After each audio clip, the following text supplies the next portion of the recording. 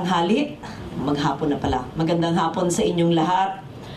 Ang NCCA lamang ang maaring humugot sa akin mula sa trabaho ko sa Senado na napakaraming committee hearing, oversight ng finance, Blue Ribbon investigations. Mas gusto ko dito sa NCCA. Kayo lamang ang talaga makakahugot sa akin. Parang itong aking playground. Ito yung aking therapy mula sa trabaho. Na-enjoy naman ako dahil nakakapaglingkod sa taong bayan. Pero this is really my second home. Unang-una po, ako ay nagpapasalamat sa NCCA nung panahon ni Chair June De Leon. Palakpakan natin si Professor De Leon. At ngayon, sa panunungkulan ni Chair Rio Almario, salamat sa patuloy niyong suporta. At kay Rene, sa lahat ng nagtatrabaho, dedicated, competent, brilliant, creative workers of the National Commission on Culture and Arts. Salamat sa inyong pagsusuporta sa aking advokasya at sa I'll say it, in accomplishing the vision that I wanted government to do. Dahil maski na gusto kong gawin, maski na pinopondohan natin, pero kung hindi nyo pinapatupad, ay hindi masasakatuparan. Kaya partnership yan at may balanse. Kaya ako'y nagagalak na meron tayong NCCA, na meron tayong competent, hardworking, dedicated workers in government, as my office in the Senate does. And you're my partners. Dahil hindi natin magagawa ang ating mga ginagawa ngayon mula sa Dayaw, mula sa Venice Biennale, mula sa mga curatorial intensives, hanggang sa PICAN na Philippine Contemporary Art Network, sa Vargas Museum, and sa Buhay na Buhay sa GMA News TV ngayon. Kung hindi ko kabalikat, kasama, at kapuso ang NCCA, kapamilya sa Dayaw. So, basta akong inyong kapartner, ganon. So first, I'm really honored to be working with such great, brilliant Filipinos like Rio Almario and Felipe De Leon.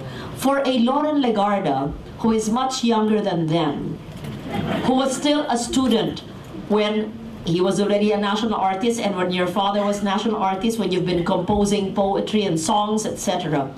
And now, I'm in the ranks. I am humbled to be in your presence, Chair Rio and Chair June. I have learned a lot from you, and I'm continuing that learning process. And all the dedicated workers, Rene, the two Renes, right?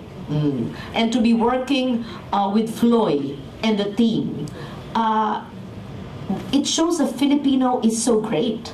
The Filipino is so brilliant. The Filipino is so dedicated. So we should never say that we're not good enough, because we're very, very good. And Buhay na Buhay proves that. Isang karangalan din na hindi isadula, gamitin sa telebisyon ang pagsasaliksik ng isang napakatalinong nilalang, si Professor Felipe De Leon. This study could have just remained in the archives of a library, of an educational institution, or an art institution. But we decided not just to contemporize it, but to make it accessible, not just to 100 million Filipinos, but to the world. So maliban sa yung pagsasaliksik niya ay gagamitin o ginagamit natin para ilabas sa telebisyon, ito'y lalagay natin online, right, JP? Para makita ng mundo. Gaya ng sinasabi ng titulo, pangalan ng ating programa, Buhay na Buhay, nagpapatibay at nagpapatunay na ang kulturang Pilipino, bago pa dumating ang mga nagdala ng kolonyalismo sa ating bansa, ay matagal ng buhay na buhay. Nagpapatunay sa ating yaman ng ating kultura na malaki ang ating ipagmamalaki, na tayo ay magaling, mayaman, at dapat umulad at umasenso.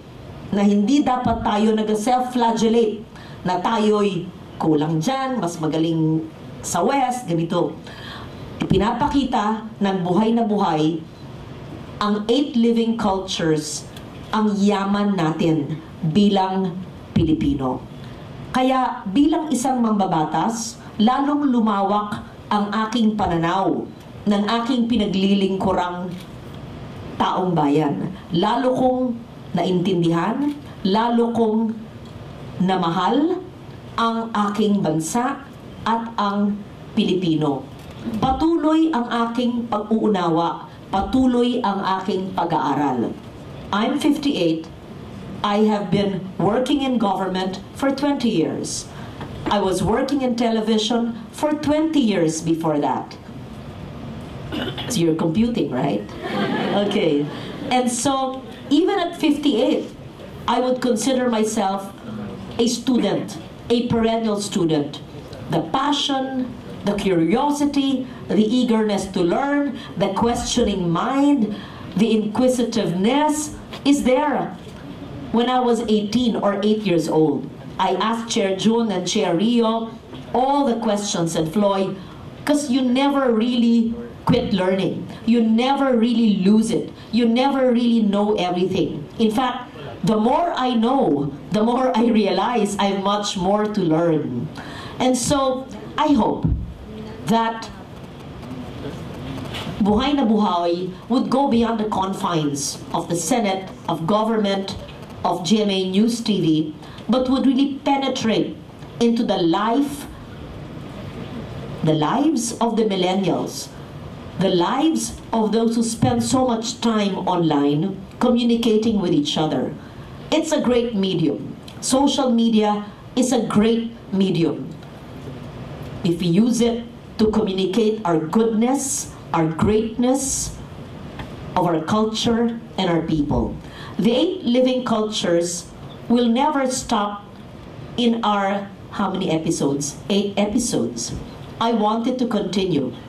Dapat natin suriin at siyasatin dahil hindi natin kayang matapos ang pag-iintindi at pagpapaliwanag ng 8 living cultures.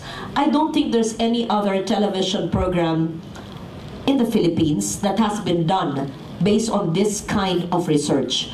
If in contemporary art there's research-based art, this is research-based television. It's true what Mr. Jomari has said, that there should be a balance between learning and showing what the people want and rating. Been there, done that. I was in television. At the time, proud to say, both Pep Talk and Inside Story, which started in 1986, Pep Talk, to 1990, won more than 30 awards in the industry. And then 90 to 1998, Inside Story. That was 32 years ago. There was no social media then. And we were a Hall of Famer in the Catholic Mass Media Award. My shows on television, I'm proud to say, Nestor Cortero and Maridol Bismarck knows that. They were covering me as early as then in 86. That good, substantive, and well-researched programs can be watched, can rate, and can sell. Estelle has been with me from the beginning, and they know I used to complain, can we shorten our show? There are too many commercial spots. I used to complain. Nakatingin ng GMA kasi ABS-CBN ang pinag-uusapan ko. So I just wanted to show the perspective that there is a balance. We always say that kailangan ibigay ito dahil yun ang gusto ng taong bayan. Who's talking there? Maybe they should listen, right? There's someone talking there. I think there should be some discipline when people are talking. Anyway, there's some noise. Sorry, I'm like that. So, we should show the people what they should learn about. When we say, and we are somehow apologetic, and we say, ganyan ang ating shows, komersyal, kasi yun ang gusto ng tao. It's like we're insulting the brains, the capacity of interest and learning of our people. Buhay na Buhay elevates the level of awareness, knowledge, interest, and passion of the Filipino. I am confident with the creative genius of the Buhay na Buhay team, led by Director Salonga. Hopefully, those who may not know about the living cultures will be interested. I hope this will rate, this will trend, this will, what are the millennial terms? That this will be watched. So let me say again that we can actually show a balance between what's needed, what's liked, what is trending, and what is good for the soul and good for the people. Kaya bilang isang dating mamamahayag, bilang isang dating producer, bilang isang presenter, anchor, at ngayon ay 20-year, 3-term veteranong mambabatas, I think my life has come full circle, but it's never done. And I think you'll continue to see me supporting culture, supporting the creation of the Department of Culture, which Cherio and I just discussed a few minutes ago, which is my priority, which hopefully will be enacted this year by both houses of Congress. Hopefully by next year, we will have a Department of Culture. So there's so much to be done. And I'm glad the media are here who will write about it, not just in hard copy news, but hopefully also online. So thank you to NCCA for your continued support of our advocacy. Thank you to Chair Jun for selflessly sharing the research that you have conducted these years. Thank you to the team who operationalizes all this research work. And I'd like to thank my staff. This is not the job of a lawmaker. This is not the job of a senator. And mind you, we are not getting paid for this, not half a centavo. When I was in ABS, and even with GMA, I started with GMA in 1978. Actually, I started GMA 7, not ABS, in 1978, 40 years ago. And in ABS, I used to get paid so well. I was a star, a celebrity. Now, for Dayaw and Buhay na Buhay, no, they don't pay me half a cent. I'm not complaining, but it's really born out of passion. So I thank my staff. Panata. Yun. And so, I was going to say that the time for art and culture that's always left in the back burner, the time is gone. I asked Cherio, ano ba ang back burner? Sabi niya, basta sabihin mo, ang kultura ay hindi dapat itago sa batalan. Is that correct in saying that? No? Is that wrong? Wala na sa batalan. Okay. So let me just, take two tayo doon. Okay? Ang kultura ay wala na sa batalan. So it's high time that culture should be at the center stage of governance, at the center stage of our lives, of our life as a nation. Maraming salamat po sa inyo at kumain na tayo ng masarap na tanghalian.